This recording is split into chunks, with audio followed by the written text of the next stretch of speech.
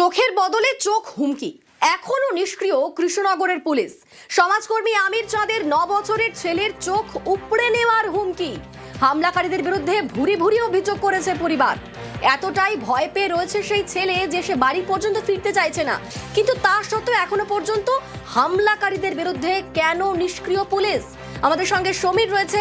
সমীর, আমির চাঁদকে ধরতে অতি সক্রিয় ছিল পুলিশ, কিন্তু হামলাকারীদের ধরতে হাত কেন গুটিয়ে রেখেছে পুলিশ?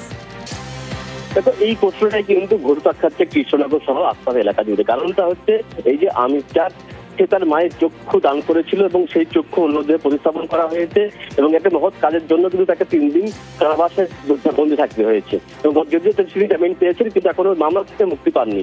এই ঘটনা যেদিন ঘটে গত রবিবার যখন আমির চাঁদের বাড়িতে হামলা করা হয়, এই হামলার পরে কিন্তু আমির চাঁদের শ্বশুরমশাই সে কিন্তু কোতোয়ালি থানায় লিখিত অভিযোগ দায়ের করেন 9 জনের নামে স্পেসিফিক যে তারা তার বাড়িতে হামলা চালিয়েছিল এবং শুধু তাই নয়, তিলোত্তমানি করা হয়েছিল মহিলাদের এবং এর পাশাপাশি আমির চাঁদের 9 বছরের যে শিশু তারও চোখ উপড়ে ফেলার হুমকি দেওয়া হয়েছিল।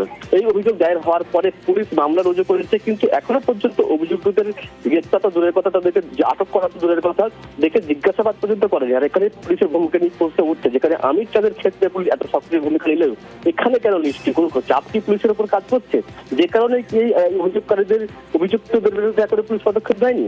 পুলিশ কিন্তু জানাচ্ছে যে ঘটনার পর থেকে অভিযুক্তরা পলাতক, এলাকা ছাড়া, তাদের খোঁজে তল্লাশি চালানো হচ্ছে এবং তাদেরকে খোঁজ পেলে কিন্তু তাদের গ্রেপ্তার করা হবে। অনিন্দিতা, বেশ, ধন্যবাদ।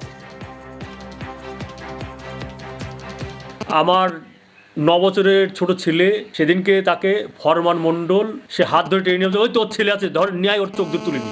এইবার সেই ছেলেকে ফোন করলাম, তো সে বলছে আমি এখন বাড়ি যাব না, গেলেই আমার চোখ তুলে নেবে।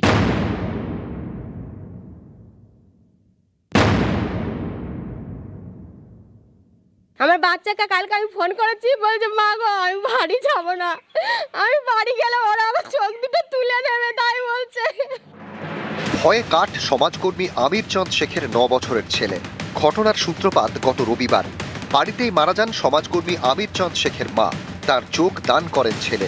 এতে প্রতিবেশীদের কুসংস্কার ধাক্কা খায়। অভিযোগ, বেশ কয়েকজন চড়াও হন সমাজকর্মীর বাড়িতে। তখনই নাকি তারা বদলা নিতে চান। চোখ দানের বদলা নিতে 9 বছরের শিশুর চোখ উপড়ানোর হুমকি। আতঙ্কে আমির চাঁদের স্ত্রী মহসিনা তার মায়ের কাছে পাঠিয়ে দেন ছেলেকে, কিন্তু বাচ্চা ছেলেটির কানে এই কথাগুলো বাজতে থাকে। চোখ উপড়ে নেওয়ার সেই হুমকি। আজও বাচ্চাটি ভয়ে কাঠ। তাই মা বাবা বাড়ি ফেরা সত্ত্বেও বাচ্চাটি আর বাড়ি ফিরতে চাইছে না।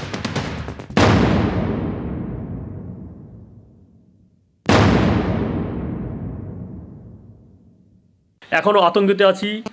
আমার 9 বছরের ছোট ছেলে, সেদিনকে তাকে ফরমান মণ্ডল সে হাত ধরে টেনে নিয়ে, ওই তোর ছেলে আছে, ধর ন্যায়, ওর চোখ দূর তুলে নি। এইবার সেই ছেলেকে ফোন করলাম, তো সে বলছে আমি এখন বাড়ি যাব না, গেলেই আমার চোখ তুলে নেবে। এবং তারা এখন বহাল তবিতে রয়েছে। এই পরিস্থিতিতে কি যে হবে সেটাই আমি এখনো ভেবে পাচ্ছি না। আমার একটা ছোট্ট শিশু সেদিনকে আমাদেরকে তুলে নিয়ে যাওয়ার পর আমার বাচ্চাটা আমার ওইখানে দাঁড়িয়ে ছিল, তারপরে ছেলের হাত ধরে টেনে নিয়ে যাচ্ছে, আয় তোর চোখ তুলে নেবো। আমার ছেলে কান্না করতে করতে আমার মা তখন তাড়াতাড়ি করে নিয়ে ওনাকে ওর হাত ধরে নিয়ে চলে যায়। আমার বাচ্চাকে কালকে আমি ফোন করেছি, বলছে মা গো আমি বাড়ি যাব না, আমি বাড়ি গেলে ওরা আমার চোখ দুটো তুলে নেবে, তাই বলছে।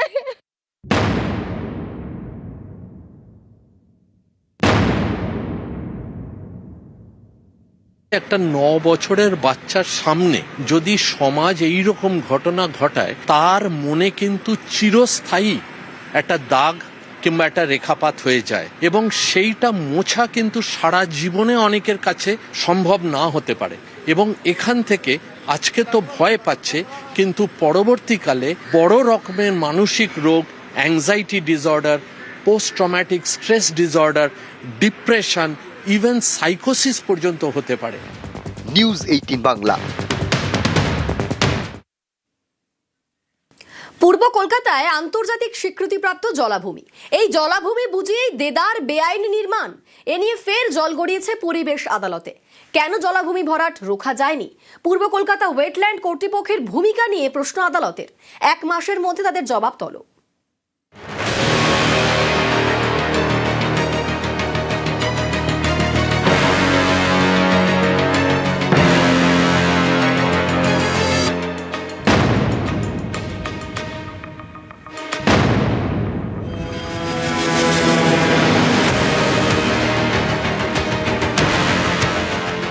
নরেন্দ্রপুরের নাজিরাবাদে পূর্ব কলকাতা জলাভূমির বিস্তীর্ণ অঞ্চল।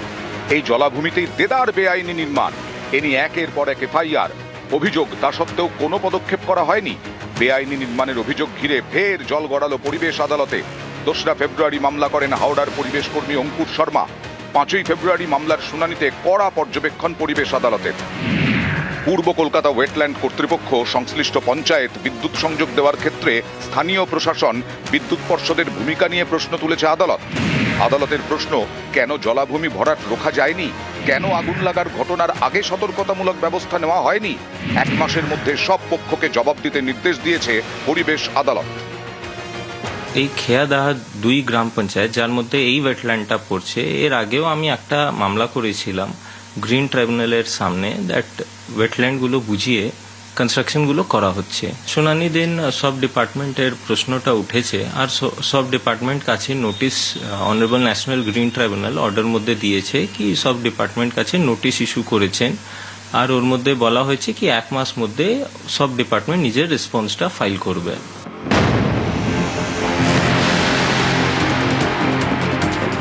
এই দেখুন, এটা নরেন্দ্রপুরের নাজিরাবাদের স্যাটেলাইট ছবি। 1985 সালে নরেন্দ্রপুরে খেয়াদহ এলাকায় তখন বিস্তীর্ণ জলাভূমি। এরপরে ধীরে ধীরে ছবিটা বদলাতে শুরু করে। জলাভূমিতে ব্যাঙের ছাতার মতো গজিয়ে উঠেছে বেআইনি নির্মাণ।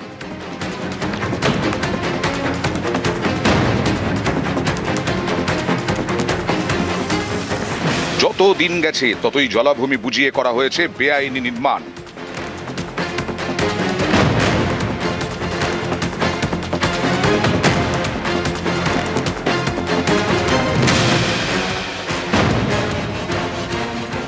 এবার দেখুন 2025-এর ছবি।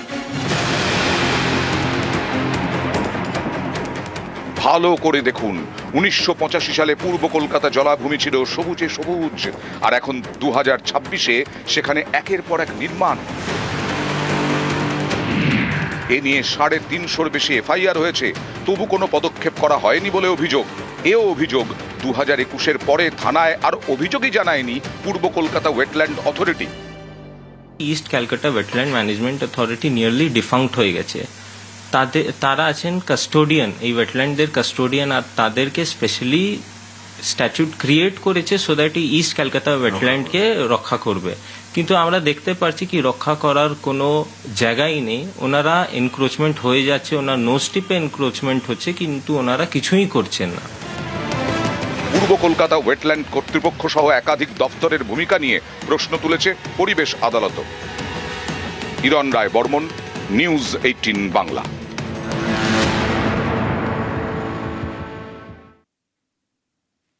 রবিবার ভারত পাক মহারণ। রবিবার কলম্বোয় মুখোমুখি ভারত পাক। ভারত কমপ্লিট টি-20 টিম। মন্তব্য ভারতের প্রাক্তন ক্রিকেট অধিনায়ক সৌরভ গঙ্গোপাধ্যায়ের। হারানো সহজ নয় বলেই মন্তব্য সৌরভের। ইন্ডিয়া পাকিস্তান ম্যাচ অলওয়েজ স্নায়ুর লড়াই।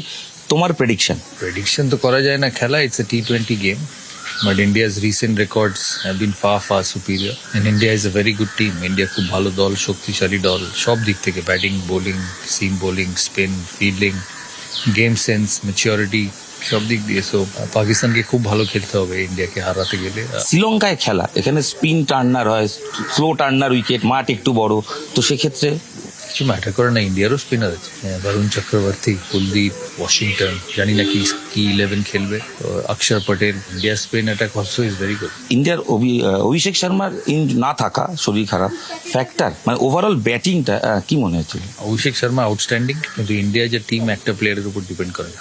তুমি যদি ভারতের প্লাস ফ্যাক্টরগুলো একটু বলে দাও, যে এই টিমটা তুমি যা দেখছো। সব batting, power hitting, 6 hitting, spin, Bumrah, Harshdeep, সব complete team. India is a complete টি-20 টিম। সো এই জন্য বললাম না, পাকিস্তানকে খুব ভালো খেলতে হবে হারাতে গেলে। বরুণ চক্রবর্তী খেলা মানে অলওয়েজ এক্স ফ্যাক্টর, পাকিস্তান ম্যাচেও তাই। হ্যাঁ, game changer, specially against teams outside the subcontinent.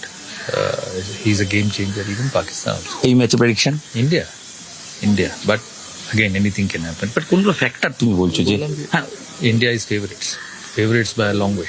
কোন জায়গাটা দেখতে হবে? যদি এখন দেখতে হবে না, খেলতে হবে আর 6 মারতে হবে।